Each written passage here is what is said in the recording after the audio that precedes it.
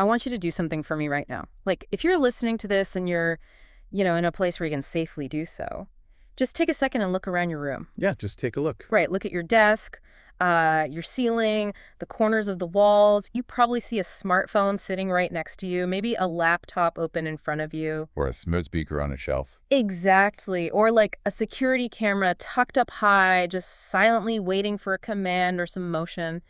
And all of these devices are constantly whispering to each other. They're connected to this vast, invisible web that we treat like absolute magic. I mean, we really do, like the air we breathe. Yeah. We expect it to be there, and we only ever notice it when it's gone. It really is treated as completely ethereal. I mean, we literally call the culmination of it all the cloud, which is wild. It is. The tech industry has deliberately abstracted away the physical grinding reality of data transmission just to make the user experience as frictionless as possible. Yeah. Like, we want you to think it's just magic. And to be fair, it works beautifully. Yeah. I mean, you hold up your phone, the little Wi-Fi symbol pulses, and boom, you are downloading gigabytes of data. Right. Streaming ultra-high definition video. Yeah, or pulling down, like, the sum total of human knowledge right into the palm of your hand. But here's the thing that we so rarely stop to think about. When that Wi-Fi signal leaves your phone's antenna, where does it actually go? Because it doesn't just, float into the ether indefinitely. Well, it doesn't live in the air. Almost immediately, that signal hits something hard, something very physical. It hits metal, it hits silicon, it hits glass. Yeah. And that collision between the wireless illusion and the physical reality is the absolute core of what we're examining today. I mean, the physical infrastructure of the digital world is surprisingly heavy, it's incredibly complex, and honestly, it's utterly fascinating. Okay, so let's unpack this. Today's deep dive is an uncompromised look at pulling back the curtain on the physical hardware of networking. We are going to decode the infrastructure that makes your digital life possible. And we have some great source notes for this. We really do. We're starting from the tiny, highly localized networks floating around your own body, and we're going to physically trace the path of data through the walls, through the wiring closets, across the continents, all the way up to the massive multi-megawatt enterprise data centers. The places that actually power this so-called cloud. Right. Our mission is to take what usually looks like a confusing, chaotic closet full of blinking lights and tangled copper and just reveal the brilliant engineering logic behind it. Because while we tend to think of the internet as this limitless, boundless entity, it is heavily, heavily reliant on very real, very vulnerable physical materials. Oh, absolutely. I mean, it is constrained by the strict laws of physics, specifically thermodynamics and electromagnetism. It requires incredibly precise hardware to function at the speeds we all demand now. Yeah, we have zero patience for buffering. Exactly. So what we are really talking about today is a triumph of physical engineering and materials science, just as much as it is a triumph of software programming. I am so excited to demystify this because, for most of us, networking hardware is just that annoying router in the corner of the living room. The one you angrily unplug and plug back in. Right. When your streaming service stops buffering, you just yank the cord. But there is a beautiful, highly structured geography to it all. And to truly understand the hardware, we need to start by understanding the scale. Yeah, we have to zoom out and look at the map before we can understand the vehicles driving on it. Exactly. The geography of networks is the perfect starting point. Because as the physical area grows, the engineering challenges change completely, right? They do. The rules of the road shift entirely. Right. So we're going to start with the smallest possible network and logically build our way up to the largest. I want you to imagine a Russian nesting doll. I like that analogy. Yeah. You open the biggest doll, and there's a smaller one inside, and a smaller one inside that. We're going to start with the tiniest doll right in the center, the PAN, the personal area network. Right, the personal area network represents the most intimate layer of connectivity. Right. We are talking about a physical footprint of just a few square meters. Barely anything. Barely anything. It is designed specifically for an individual user's devices to communicate with one another without needing to, route through a larger external infrastructure. So the classic example here is what you create when you go to the gym, right? Right. You have your wireless earbuds in, maybe a smartwatch tracking your heart rate, and your phone strapped to your arm playing the music. You are literally walking around inside a tiny, invisible bubble of data. Precisely. You are the center of gravity for that network. It moves with you. But what's really interesting here is the technology deployed to make this happen. Because it's not Wi-Fi? No, not usually. When you're dealing with a PAN, the primary constraint is almost always battery life. You don't want your smartwatch dying in 3 hours because it's blasting a massive radio signal. Right, that would be terrible. So the hardware relies on protocols like Bluetooth Low Energy or Near Field Communication, NFC. Which is what you use when you tap your phone to pay for something. Exactly. Or even infrared in some older devices. So the hardware is optimized for low power, very short distance, and low bandwidth. Like, my smartwatch just needs to send tiny packets of heart rate data, not stream a 4K movie. Exactly. The protocol, like Bluetooth, uses a technique called frequency hopping spread spectrum. It basically rapidly switches carrier frequencies across different channels, usually in the 2.4 gigahertz band, just to avoid interference from other devices. It's like dodging traffic. Yeah, it's an elegant solution for a very localized problem. But, as we know, that pan bubble is isolated. Your smartwatch talks to your phone, but to get that workout data up to a fitness tracking server somewhere, your phone needs to hand off that data to something larger. Which brings us to the next layer out. We step out of the personal area network, and we step into the LAN, the local area network. The one everyone knows. Right. This is the network that most of us are interacting with directly every single day. Expanding our geographic footprint, a LAN connects devices at a single location. We're looking at a range of roughly 10 meters up to maybe 1 or 2 kilometers. This is your house. This is your house, yeah. Or a single floor of an office building. Or an entire school campus. The defining characteristic of a LAN is that it is typically owned, controlled, and managed by a single person or organization. Now, obviously, a LAN involves physical cables running through the walls, which we are definitely going to spend a lot of time on shortly. But we also have to acknowledge the wireless side of this scale, the buddy LAN or wireless local area network. Right, because end users demand mobility today.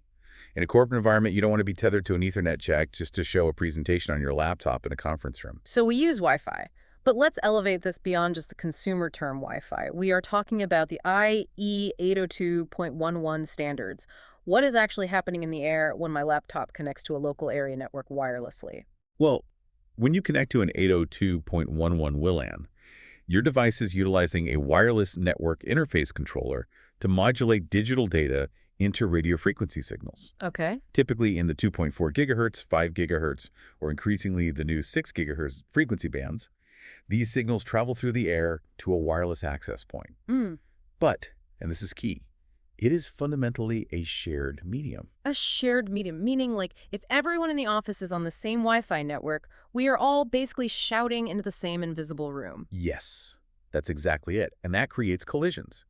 If two devices transmit a radio signal at the exact same millisecond on the exact same frequency, those radio waves interfere with each other. And that messes up the data. It completely corrupts the data. So 802.11 protocols have complex collision avoidance mechanisms built in. Devices actually have to actively listen to the airwaves, wait for a microsecond of silence, and then transmit their data burst. Wow. Yeah, it's highly orchestrated chaos. That actually explains why the Wi-Fi at a crowded conference or like a football stadium is always so painfully slow. The invisible room is just too noisy, and your phone literally can't find a moment of silence to speak. Exactly. Okay, so I've got my pan bubble around me. My laptop connects to the building's LAN.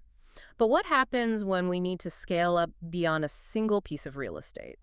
Like, let's say I work for a large municipal government. Okay. We have a city hall, but we also have police precincts, fire stations, and public works facilities scattered across 30 miles. Then we must build the next geographic tier, the MN, the Metropolitan Area Network. And the scale here jumps significantly hard. Absolutely.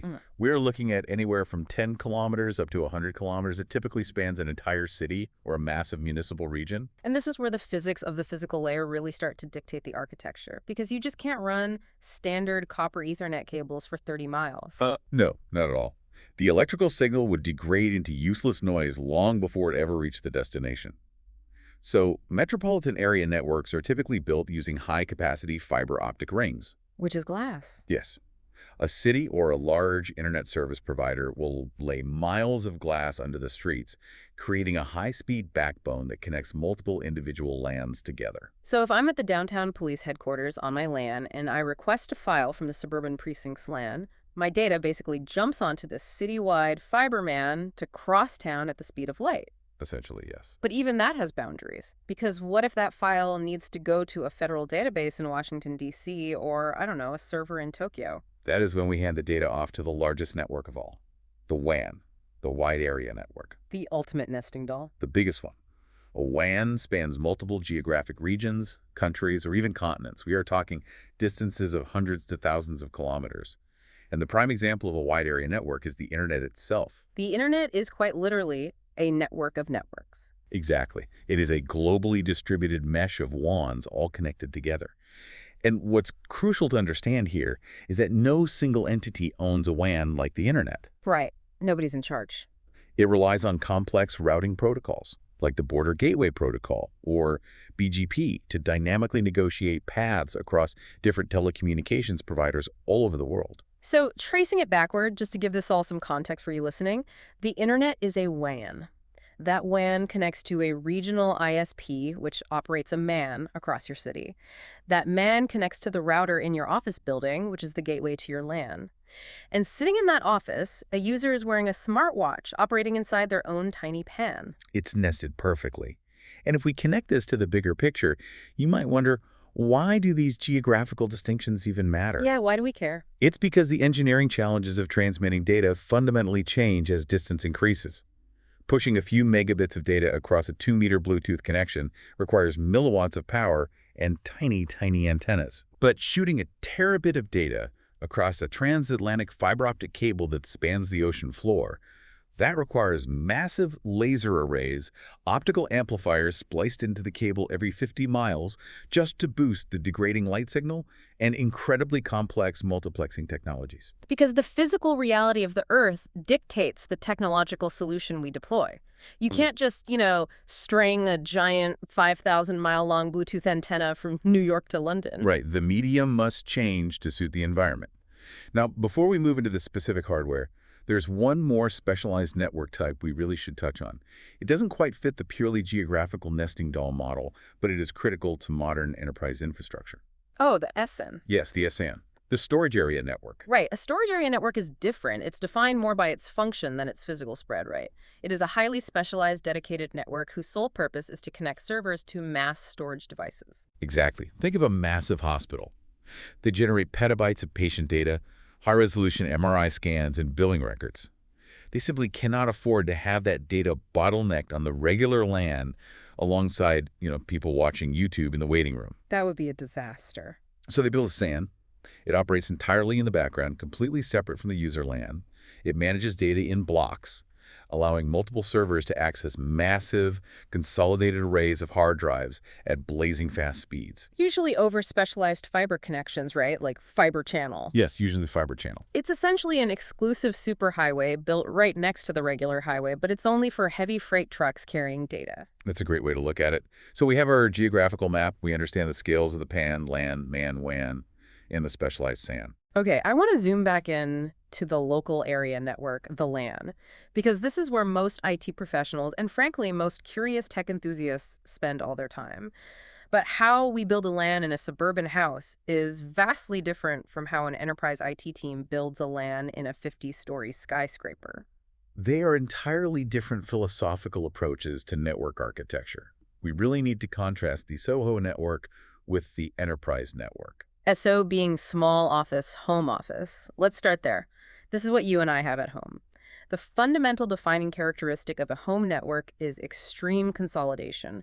It uses a single networking appliance. Yeah, that little plastic box sitting next to your television or tucked away in a closet is honestly an absolute workhorse. It is a marvel of consumer engineering. It really is. Inside that one device, you have multiple discrete networking functions crammed onto a single circuit board. Let's break down what that box is actually doing. On the back, it has 4 or 5 RJ45 Ethernet ports, so it acts as a network switch, connecting your wired devices like a gaming console or a desktop PC together. It also has internal or sometimes external antennas, so it is acting as a wireless access point, broadcasting your local Wi-Fi. But it goes further than that. It is also acting as a router, making intelligent decisions about what data stays on your local network and what data needs to be sent out to the internet. Oh. It acts as a firewall, providing basic network address translation and blocking malicious incoming traffic.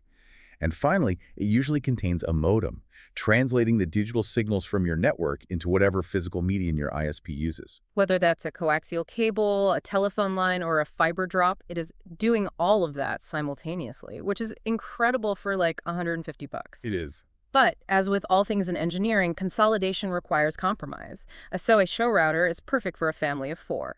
But what happens if I take that box and plug it in to run a 2,000-person corporate headquarters? Oh, it would fail almost instantaneously.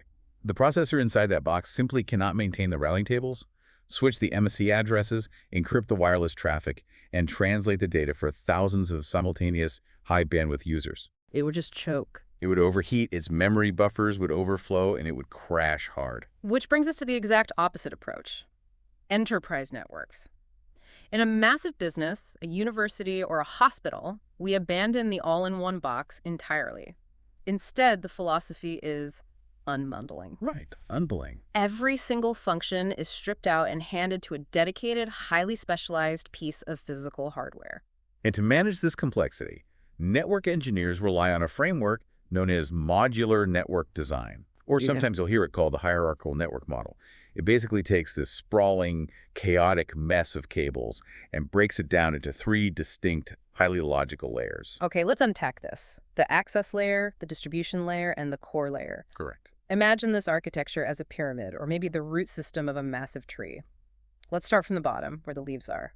The access layer. This is where the users live. The access layer is the edge of the network. Its primary job is simply to provide end devices.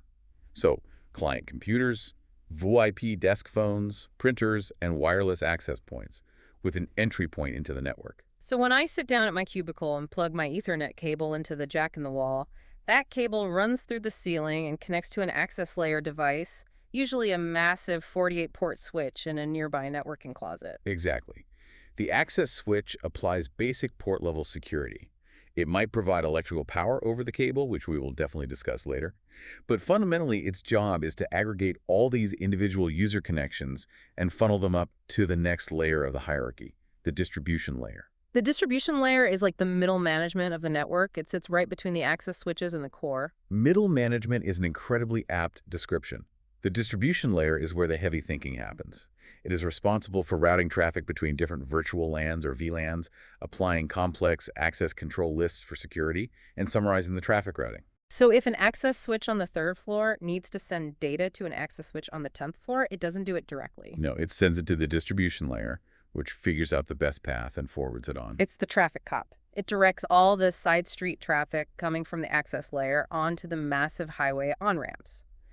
And that highway is the final layer, the core layer. A core is the high-speed backbone. And when you look at core layer hardware, it is intimidating. We are talking about chassis-based switches that cost tens or hundreds of thousands of dollars. Jeez. And yet, their job is conceptually the simplest. The core does not want to think. It does not want to inspect packets for security. It does not want to route user VLANs. Its only job is raw speed. Precisely. The core layer's sole purpose is to move massive amounts of data as fast as physically possible across the campus. It uses specialized application-specific integrated circuits ASICs hardwired right into the silicon to perform wire speed data transfer. It connects all the distribution blocks together. Now, I have to push back a little here, or at least play devil's advocate for a second. Sure. I look at this 3-tiered architecture. I see hundreds of access switches, dozens of distribution routers, massive core switches, separate dedicated hardware firewalls, separate wireless LAN controllers. Why overcomplicate it? It sounds like a lot. It seems like a logistical nightmare, not to mention astronomically expensive. I mean, why does an enterprise insist on breaking this into 3 modular layers? This raises an important question. It really speaks to the very heart of enterprise IT. Fault tolerance and scalable management. Modularity is the answer to risk. Okay. If we go back to your router at home, if the Wi-Fi radio burns out in that box, what is your only recourse? I have to throw the whole box in the trash and buy a new one. And while I'm doing that, my wired desktop computer, which was working perfectly fine, loses its internet connection too because the router is gone. Exactly. You have a single point of failure that takes down the entire network. Yeah. An enterprise simply cannot operate that way. If a bank is processing millions of dollars in transactions per minute, they cannot suffer a network outage just because a wireless access point in the lobby short-circuited. Ah, so by unbundling it, you isolate the blast radius of a failure. Yes. In a hierarchical design, each module can be optimized, scaled, or troubleshot completely independently. If an access switch fails on the second floor, only the second floor loses connectivity. The distribution layer recognizes the failure and seamlessly reroutes traffic around it using redundant links. While the core just keeps blazing away. Exactly. Furthermore, if you need to upgrade the network because you hired 500 new people, you don't redesign the core, you just snap in a few more access switches. It provides predictability in a chaotic environment. That makes total sense. Modularity equals survivability. Now, this hierarchical design naturally leads us to the ultimate expression of specialized, highly concentrated enterprise networking, the data center. The data center represents the culmination of all these networking principles. We define a data center as a physical site, a whole facility dedicated entirely to provisioning and housing server resources, storage systems, and the complex networking gear required to connect them. Right, so when people talk about the cloud, like, oh, my photos are in the cloud, or our company software runs in the cloud, this is what they are actually talking about. The cloud is not a magical vapor. No, it's very solid. It is a massive, nondescript, concrete warehouse, usually located somewhere with cheap electricity and really good fiber optic connections. It is an industrial fortress for data. And the engineering inside a modern data center goes far beyond just putting computers on shelves. These facilities provide incredibly robust physical infrastructure. Like what? We're talking about redundant multi-megawatt commercial power feeds backed up by massive diesel generators and spinning flywheels. We are talking about extreme climate control. Oh, yeah, they are freezing. Yeah. Precision air conditioning systems designed to pull thousands of BTUs of heat out of the server racks because high-density computing generates temperatures that will literally melt the silicon if left unchecked. And the security. Biometric scanners, man-trap doors, 247 armed guards. Because the data in those buildings is literally the lifeblood of the modern economy. And within the context of a data center, we need to draw a sharp line between the types of machines we are connecting. In networking, we operate on a client-server model. Right. A server computer is a high-powered machine sitting in one of those data center racks. It's designed to run applications, host shared resources, databases, or websites, and serve that data out to the network. And a client computer is the device you use to gain access to those resources. Your laptop is a client. When you open a web browser and navigate to a site, your client computer sends a request over the LAN, out the WAN, into the data center's core, down to a server. The server processes the request and sends the website back. Okay, so we have the architecture down. We understand the SOHO box versus the enterprise modular design. We understand the data center. But theory doesn't route packets. No, it doesn't. A beautiful diagram on a whiteboard doesn't actually move a single byte of data. If I am an IT engineer standing in a loud, heavily air-conditioned server room, what physical hardware am I actually unboxing, racking, and plugging in? Now we get to the fun part, the hardware heroes inside the wiring closet. Let's trace the physical path, starting right at the edge, at the client computer itself. How does a piece of silicon actually touch the network? That would be the NIC, the network interface card. This is the critical component responsible for establishing the physical connection between the computer's internal bus and the external network media. The NIC is basically the translator. The computer CPU speaks in digital data. The NIC takes that digital data and physically encodes it onto the network medium. Okay, so how does it do that? Well, if you have an Ethernet NIC, it translates the data into analog electrical pulses, voltage changes, and sends them down a copper wire. If you have a Wi-Fi NIC, it modulates the data into radio frequency waves. If you have a fiber optic NIC, it translates the data into pulses of laser light.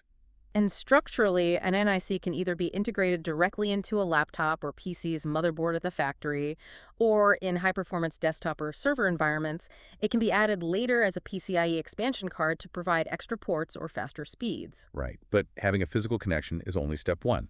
Let's say you have a massive corporate network with 10,000 computers plugged in. When a server sends a packet of data out onto the wire, how does the network know exactly which machine that data is meant for? It needs an address, just like a house needs a street address so the mail carrier can find it. Precisely. And at the data link layer of networking, that physical address is known as a MIE address. MIE stands for Media Access Control. Here's where it gets really interesting for me. Because every single NIC ever manufactured in the history of the world, whether it's the Ethernet port on your TV, the Wi-Fi chip in your phone, or a fiber card in a server, has a unique MAC address permanently burned into its hardware at the factory. It is fundamentally a physical identifier. A MAC address is a 48-bit value, usually represented as a string of 12 hexadecimal digits, but it's not just a random string of numbers. It's highly structured. Let's break down the anatomy of a MAC address. It is split right down the middle into two distinct 24-bit halves. The first 24 bits are what is known as the OUI, the organizationally unique identifier. And this OUI is strictly regulated. The IEEE, the Institute of Electrical and Electronics Engineers, the body that governs these standards, assigns these first 24 bits to specific manufacturers. Okay. So Cisco has specific OUIs. Apple has them. Intel has them. It essentially identifies the vendor who made the network interface. Then the last 24 bits are assigned by the manufacturer themselves, and those are utterly unique to the specific device coming off the assembly line. It's an ingenious system for global uniqueness without requiring a central database to track every single device. I actually have an analogy for this. Think of an MAC address exactly like the identification on a car. Oh, the VIN. Yes. The OUI, the first 24 bits, is the make and model. It tells the world, hi, I am a Toyota Camry. The IEEE assigned Toyota that specific code. But the last 24 bits, that is the VIN number. I love that. Right. That unique vehicle identification number stamped into the dashboard that belongs only to your specific car. So when the network looks at a MAC address, it immediately knows, okay, this is a Dell network card from the OUI. And it is this exact, incredibly specific Dell card from the final 24 bits. That is an excellent visualization. And that MSC address is absolutely vital for the next major piece of hardware in our wiring closet, the switch. The switch. This is the beating heart of the access layer. This is the rectangular metal box with 24 or 48 ports on the front where all those Ethernet cables eventually plug in. But to truly understand a switch, we have to look at the mechanics of how it handles those MAC addresses. Yeah. And we should distinguish between the two primary classes of switches, unmanaged and managed. Let's start with unmanaged switches. Like if you go to a big box store and buy a cheap 5-port network switch to put behind your TV so you can plug in your gaming console, your smart TV, and your streaming box all at once, you are buying an unmanaged switch. It is the definition of plug and play. There is no IP address to configure, no web interface, no security settings. You take it out of the box, plug it into power, plug in your devices, and it immediately starts working. But how does it work under the hood? It's not just a dumb power strip that blasts data out of every port. No, even an unmanaged switch has some intelligence. Yeah. It actively listens to the traffic coming in. Let's say your gaming console is on port 1. When the console sends a frame of data, the switch looks at the source MSA address on that frame. It says, MAC address ending in A1.B2 is on port 1. Okay. And it records that in its internal memory table. So it dynamically builds a map of the network just by eavesdropping on the traffic. Exactly. And once it knows where everything is, it acts like a highly efficient mailroom clerk. When a frame comes in destined for your smart TV, the switch checks its table, sees the TV's on port 3, and electrically forwards the data only to port 3. So it microsegments the collision domain. Yes, which is exactly why switches replaced the old, dumb network hubs of the 90s, which just blindly repeated traffic out of every single port and caused massive network congestion. So an unmanaged switch is great for a living room. But if we are building that enterprise modular design, an unmanaged switch is a security nightmare. You can't control it. Which brings us to managed switches. A managed switch is a completely different beast. This is a true enterprise-grade appliance. It performs the same fundamental MAC address learning and switching, but it provides complete control to the network engineer. You can log into a managed switch via a command line interface or a graphical dashboard and configure deep, complex settings. What kind of settings? Like, give me an example. Well, you can configure VLAN's virtual local area networks to logically isolate the accounting department's traffic from the guest Wi-Fi traffic, even if they're plugged into the exact same physical switch. That's handy. You can also configure port security. For example, you can tell the switch, port 12 is only allowed to talk to the specific address of Bob's desktop computer. If anyone unplugs Bob's computer and plugs in a rogue laptop, immediately shut down port 12 and send a security alert. That is incredible control. It basically turns the switch into a bouncer checking IDs at the door of the network. And managing a fleet of these switches is the primary job of a network administrator. Now, let's look at the physical reality of a managed switch in an enterprise server room, Imagine a 48-port switch mounted in a metal rack. Okay. You have 48 thick, heavy, stiff copper cables running from wall jacks all over the building, converging on this one rack. Right. They come down through the ceiling tiles in this massive, heavy bundle. Right. So do you take those thick, rigid in-wall cables, strip the ends, put a connector on them, and plug them directly into the delicate, expensive ports on the front of your $5,000 managed switch? Absolutely not, because if you do that, the sheer weight of 100 pounds of copper cable hanging off the front of the switch is going to warp the circuit board. Exactly. And what happens when an IT guy trips over a cable or needs to move a connection, you wear out the ports on the switch. Which is exactly why the physical architecture requires an intermediary. The unsung hero of the wiring closet. The patch panel. I love patch panels. They are so satisfying to look at when they're done right. What's fascinating here is the sheer, simple practicality of it. A patch panel doesn't require electricity. It has no microchips. It doesn't route data. It is purely a mechanical organization tool. It is the centralized termination point for all the permanent in-wall cabling. Let's trace the physical path to understand it better. The cable starts at the wall plate in the user's cubicle. It runs up the wall, across the drop ceiling, and down into the server rack. The IT technician takes that raw, stiff, solid core copper cable and permanently punches it down into the back of the patch panel. Right, they use a special punch-down tool that literally forces the copper wires into tiny metal blades on the back of the panel, creating a permanent, solid electrical connection. That cable is now locked in place. It will never move again. And on the front of that patch panel, facing the technician, are a neatly organized, numbered row of standard RJ45 ports. So the patch panel acts as a physical buffer. The stiff, heavy in-wall cables are permanently anchored to the back. The expensive managed switch sits mounted in the rack right below the patch panel, and to bridge the gap between them, the technician uses very short, highly flexible cables called patch cords. Exactly. You run a 1-foot patch cord from port 1 on the patch panel down to port 1 on the switch. If you ever need to move a user to a different switch port, you don't rewire the building. Right, you just unplug the short, cheap patch cord and move it. Yeah. If the port on the patch panel wears out after 1,000 unpluggings, you replace a cheap piece of plastic, not a $1,000 piece of enterprise switching hardware. It is brilliant, simple engineering designed to protect the expensive silicon from the brutality of the physical world. It really is the hallmark of a professionally designed access layer. We have the NIC translating the data, the MSN address identifying the hardware, the managed switch intelligently directing the traffic, and the patch panel organizing the physical connections. But this brings us to a massive question. What exactly are those physical connections? You mean the veins of the network. We've talked about the geography, the architecture, and the boxes with blinking lights. Now we have to look at the physical strings tying it all together, the actual copper and glass carrying the data. And transmitting high-frequency data over long distances through physical materials is an incredibly difficult physics problem. To prevent total chaos, the industry relies on rigorous standards, specifically the IEEE 802.3 standards. Remember earlier we talked about IEEE 802.01 being the standard for wireless Wi-Fi?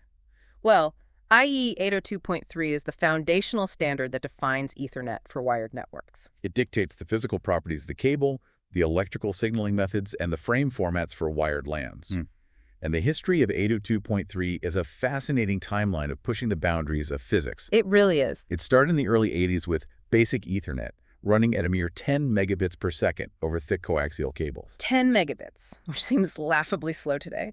Then came 802.3U, which was dubbed Fast Ethernet, pushing speeds up to 100 megabits per second. But the real revolution, the standard that defines the vast majority of enterprise edge networking today, is IEB 802.3AB, better known as Gigabit Ethernet, 1,000 megabits per second. 1 Gbps. And the standards keep evolving at a breakneck pace.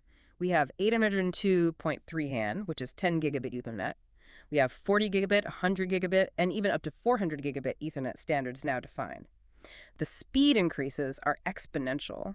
But, and this is the crucial point, you can't just take a 10 gigabit switch and plug it into a 20-year-old piece of telephone wire and expect it to work. No, you absolutely cannot. The physical cables had to evolve alongside the silicon, pushing the data.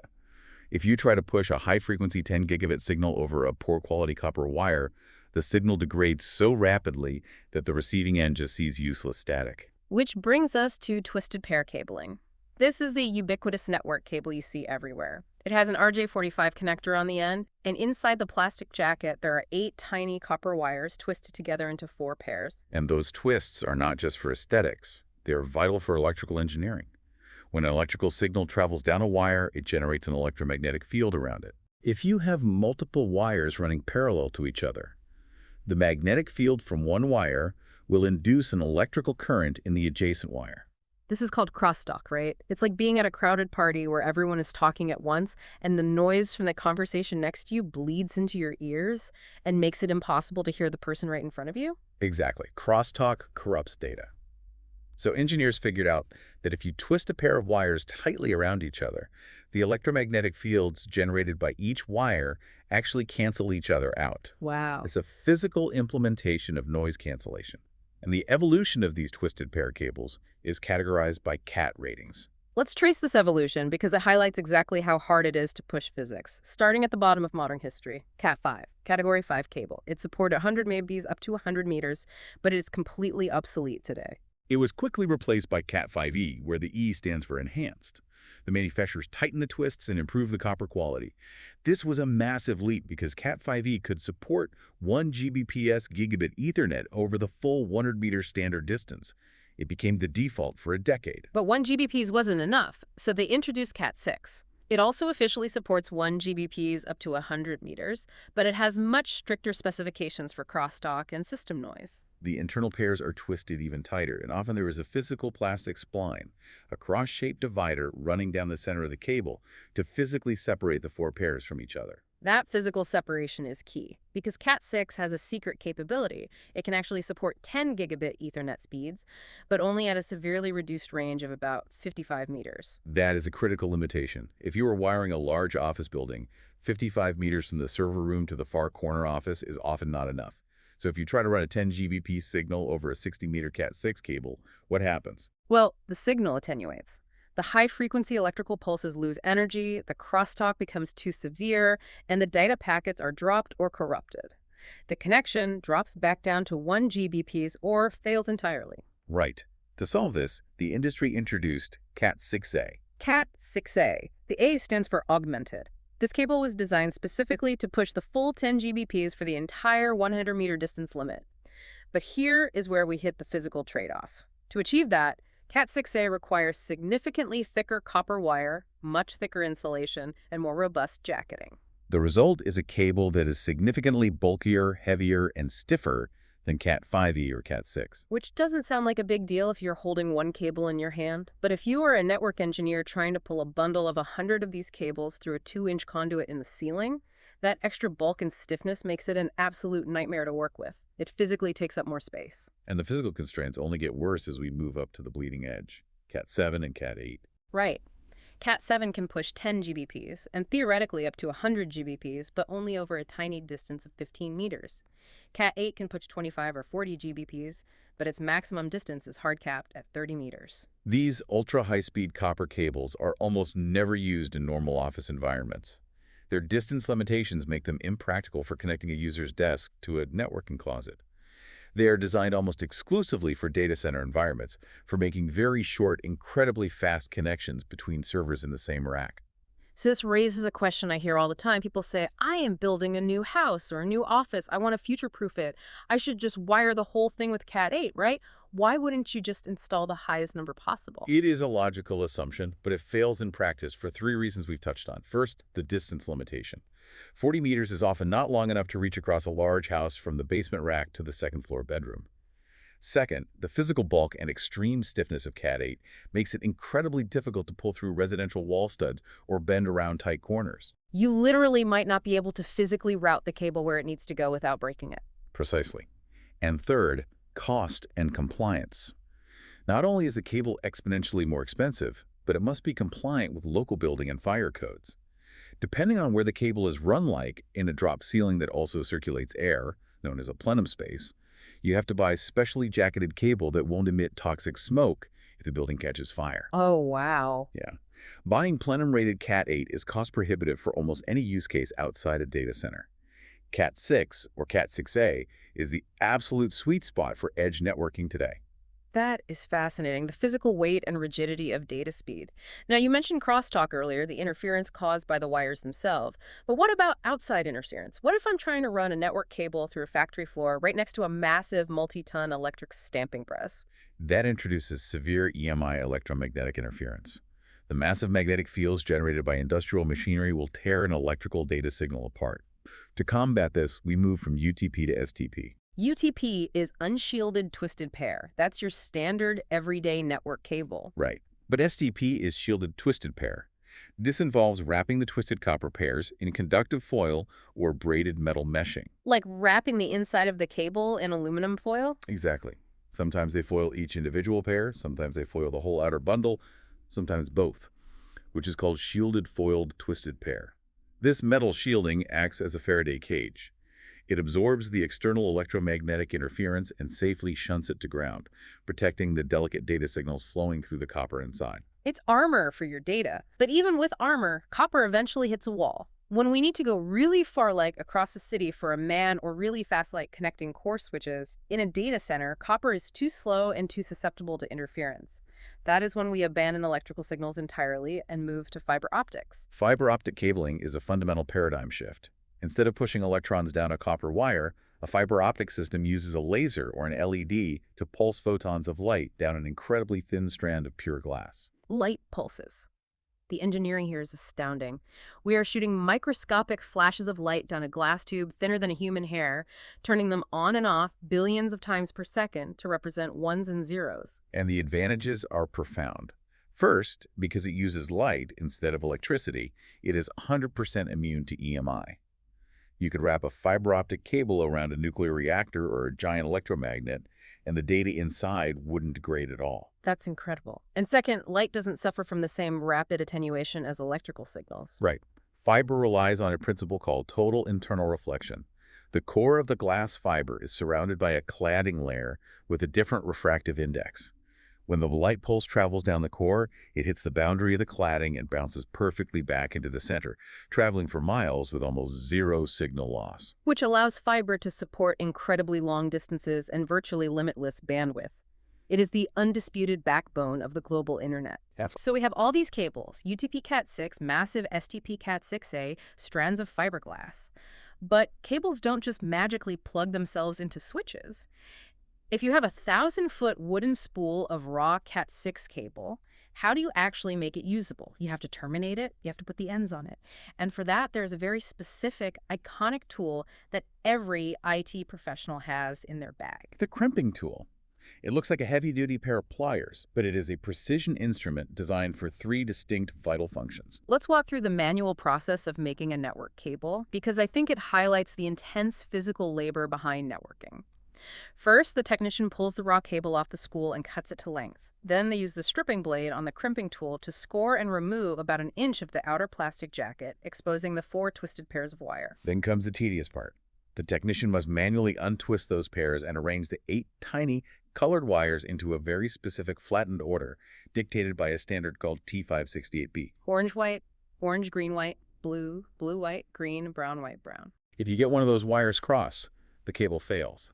Once they are perfectly ordered and snipped perfectly straight, the technician slides those 8 wires into the little clear plastic RJ45 connector. And this is where the crimping tool performs its final, most important function. The technician inserts the plastic connector into the die of the tool and squeezes the handles tightly. The tool physically drives 8 microscopic metal teeth down through the plastic connector, piercing the insulation of the 8 tiny copper wires to create the electrical contact. Simultaneously, it crushes a plastic wedge down onto the outer cable jacket to lock everything in place so the wires can't pull out. It is physical, precise, manual labor.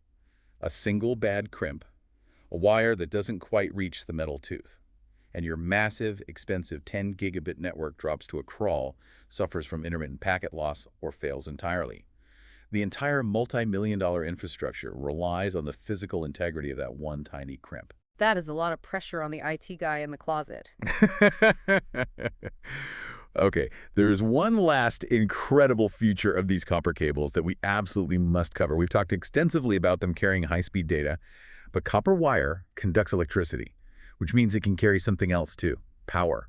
Power over Ethernet, PoE. This is arguably one of the most ingenious developments in edge networking hardware in the last 20 years. It solves a massive, real-world logistical nightmare. Let's say you are the network architect for a new corporate office. You want to provide excellent Wi-Fi. The best place to put a wireless access point is dead in the center of the ceiling in a large open plan office. But there are no electrical outlets on the ceiling. Exactly. Right. In the old days, to install one Wi-Fi router on the ceiling, you had to hire a specialized IT contractor to run the Cat5 data cable, and you had to hire a licensed electrician to run heavy, high-voltage conduit and install a 120-volt wall plug on the ceiling right next to it. It was incredibly expensive and inflexible. Power over Ethernet eliminates the electrician entirely. PoE technology allows a specialized managed switch to inject safe, low-voltage, direct current power directly down the exact same twisted pairs of copper wire that are simultaneously carrying the gigabit data signal. It is brilliant. You run one single Cat6 cable from your PoE-enabled switch in the server room, snake it through the drop ceiling, and plug it directly into the access point. That one cable provides the data connection to the network ANED, the electricity it needs to turn on. And it isn't just for Wi-Fi. PoE powers millions of VoIP desk phones. It powers IP security cameras. It even powers LED lighting systems and badge access door locks. But the demands of these devices are growing. A basic desk phone doesn't need much power, but what about a massive outdoor security camera with built-in heaters to survive the winter and motorized PTZ pan, tilt, zoom lenses? The standards for PoE have had to evolve aggressively to deliver more wattage. They have. The IEEE standards for PoE define a negotiation process.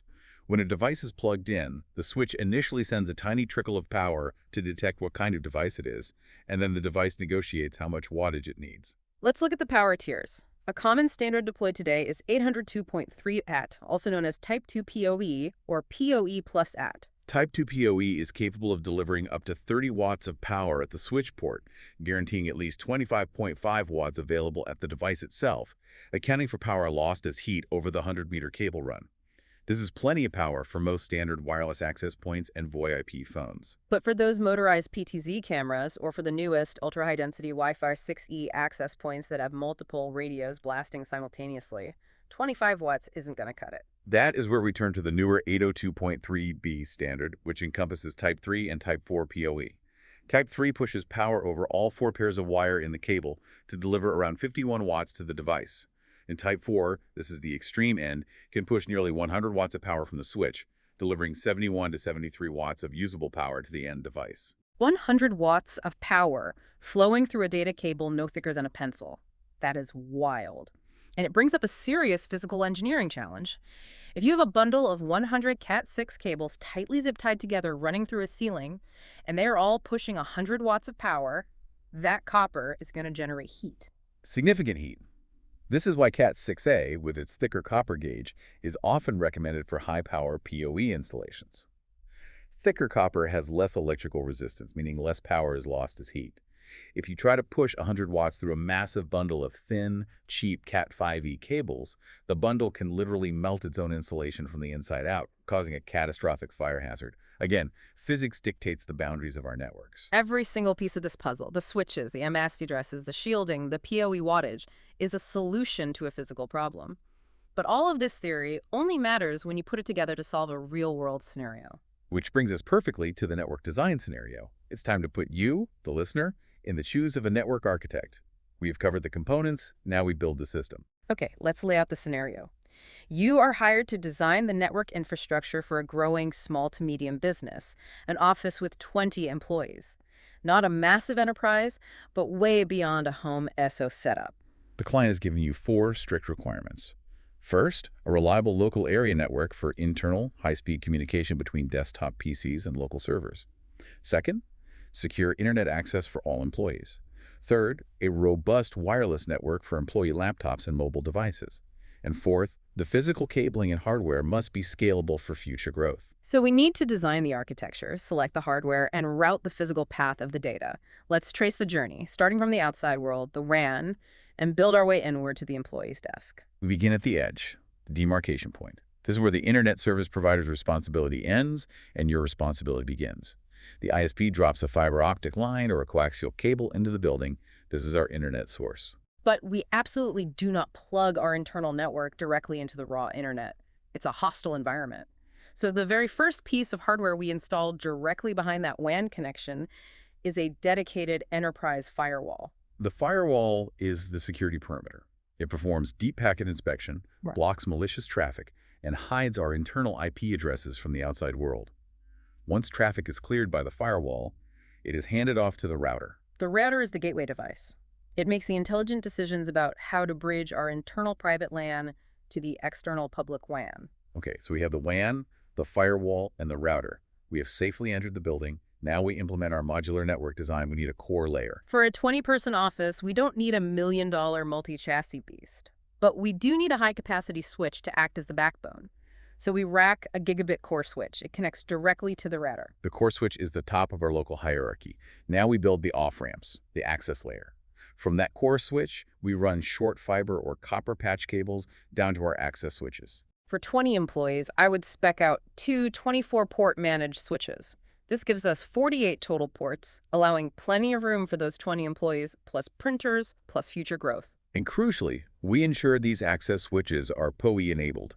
They need to be capable of providing power over Ethernet. Now, let's visualize the physical cabling from these switches to the users. We run solid-core Cat6 or Cat6a cable from the back of the patch panel in the server room up into the drop ceiling, branching out across the office space, dropping down inside the drywall, and terminating at RJ45 wall plates at every single one of the 20 desks. I am one of those employees. I sit down at my desk. Inside my PC is my network interface card, my NIC, broadcasting its unique factory-burned MSE address. I take a flexible Cat6 patch cord, plug one end into my PC and the other into the wall jack. The electrical signal travels from your NIC through the wall into the patch panel, across the short patch cord into the managed access switch. The switch reads your MAC address, logs it into its table, and forwards your request up to the core switch, out the router, through the firewall, and out to the internet. The wired LAN requirement is complete. But what about the third requirement? The wireless network. This is where our PoE planning pays off. We take a few ports on our managed access switch and run Cat6 cable up into the ceiling of the main office area. We mount a couple of high-capacity wireless access points to the ceiling tiles. We don't need to hire an electrician. The access points draw their 25 watts of power directly from the PoE switch over that same data cable. They boot up, broadcast the 802.1 Wi-Fi signal, and seamlessly bridge the wireless laptops onto the wired LAN. We have met all the requirements. We have LAN, one-access Wi-Fi, and we use robust Cat6 cabling and managed switches. And look at the scalability we built in. If the CEO walks in tomorrow and says, "Great news, we just acquired a competitor. We have 15 new people starting on Monday, and they are sitting on the other side of the building." There is no panic. Because of the modular design, the architecture absorbs the growth. We don't have to rip out the router, the firewall, or the core switch. We simply buy one more 24-port managed access switch, mount it on the rack, plug it into the core, run a new bundle of Cat6 cables to the new desks, and we're done. The system is perfectly isolated and infinitely expandable. It is so satisfying when you see it all laid out like that. We have physically traced the journey of data, from the tiny, low-power Bluetooth signal of a smartwatch in a pan, bouncing to a phone, riding the 802.111 radio waves to a PoE-powered access point on the ceiling, traveling as electrical pulses down a Cat6 cable to a managed access switch, being sorted by its MZ address, pushed up to a core switch, routed out through a firewall, modulated onto a fiber optic laser beam across a metropolitan area network, and traversing the globe on the wide area network to finally hit a massive server in a climate-controlled data center. It is a continuous, unbroken chain of physical hardware and applied physics. Yeah. Every single email, every single video stream, every single swipe of a credit card has to successfully traverse that exact physical path in milliseconds. Which brings us to the end of our deep dive into the physical layer of networking. And I want to leave you with a final thought to mull over, because there is a fascinating, almost ironic paradox at the heart of modern technology. A paradox. How so? Think about the consumer tech trends of the last decade. We live in an era where our devices, our smartphones, our tablets, our ultra-thin laptops are relentlessly ditching physical ports. We remove the headphone jack, we remove the Ethernet port. We want everything to be sleek, wireless, and untethered. We value mobility above all else. We want the illusion that everything just lives wirelessly in the cloud. That is the illusion we have sold the public, yes. Yet to support this massive, insatiable demand for wireless data, to support millions of people streaming 4K video to glass rectangles in their pockets, the hidden physical wired infrastructure required to make it happen is actually growing denser, heavier, hotter, and more complex than ever before in human history. It's entirely true. To give you faster Wi-Fi in the lobby, we have to pull thicker, heavier, stiffer Cat6a cables through the walls. We have to build larger managed switches, capable of pumping out massive amounts of PoE wattage, which requires bigger power supplies and louder cooling fans. We have to build hyperscale data centers consuming megawatts of electricity and millions of gallons of water for cooling just to process the wireless requests. Our perfectly wireless world is vastly more dependent on physical, subterranean, and in-wall copper, silicon, and glass than it ever was in the days of dial-up modems. As our wireless speeds increase, the hidden physical layer has to bulk up massively to carry the load. We hide the thick cables behind patch panels and drop ceilings so we don't have to look at them, but they are there. They're doing all the heavy lifting. We have essentially built a wireless utopia, but it is resting squarely on top of a massive, grinding mountain of copper and glass. So next time you're sitting in your office or in a local coffee shop, annoyed that a video is taking an extra 2 seconds to buffer on your purely wireless phone, I challenge you to look up. Just look up at the ceiling. Try to spot the plastic dome of the wireless access point. Imagine the physical Cat6 cable running out of the back of it, carrying high voltage and gigabits of data.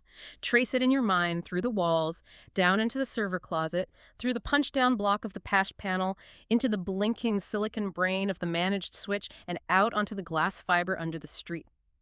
Appreciate the incredibly heavy, complex physical infrastructure that makes our modern digital life possible. You can't escape the physical reality of the digital illusion. Exactly. The invisible infrastructure is very, very real. Thanks for taking this deep dive with us. We'll catch you on the next one.